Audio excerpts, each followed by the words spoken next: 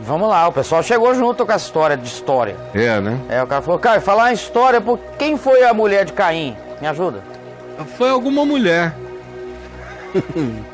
Foi alguma mulher, irmã dele. Irmã dele. Assim, Caim, Abel, esse povo todas não olhavam para as filhas de Adão e Eva como irmãs. Era só uma fêmea que nasceu gostosa, deixou fazer filho com ela. Não existia isso.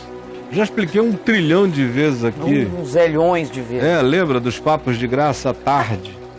Houve papos inteiros só sobre o conceito de incesto. Não é? Fazia papos temáticos. Temáticos. Tá no on demand, viu? Aí, tá é só escrever aí no portal o que é incesto. Deixa eu ver aqui. O que é incesto. Ou então escrever com quem Caim casou, se ele quiser ser mais explícito ainda. O que é incesto, 35. 35. Que é incesto. Com quem Caim casou? Só para ver a pergunta dele, para ele ver que tem resposta até para a pergunta tópica dele do Caim.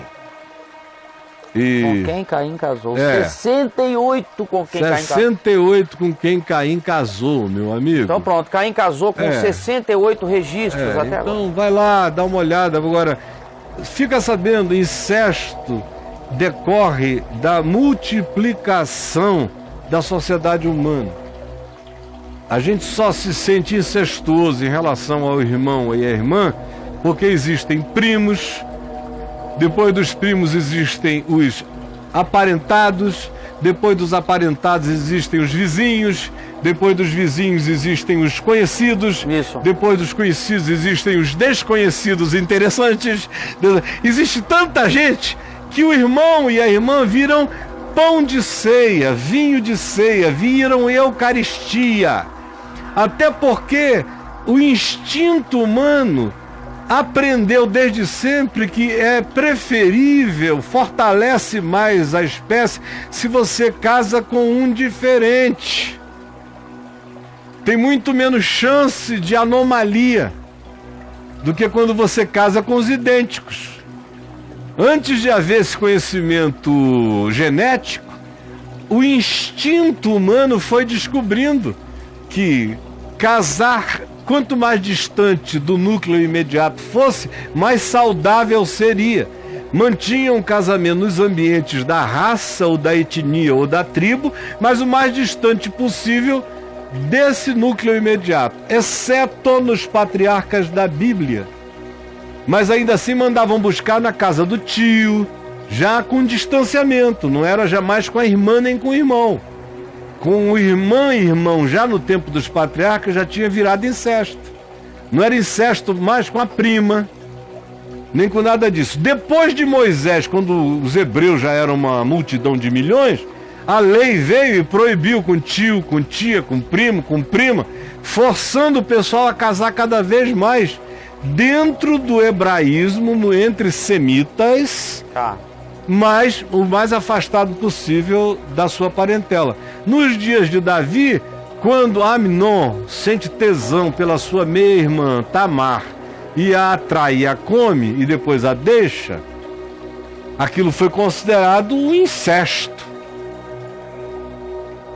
Se fosse 400, 500 anos antes, não teria o mesmo peso. Se fosse 3.000 anos antes, absolutamente normal. Então, o que as pessoas não entendem é que a gente não pode, você não pode ler a Bíblia hoje com os seus códigos morais de agora. Querendo entender Adão, Eva, Caim, Abel, Davi, Abraão. Não dá para entender.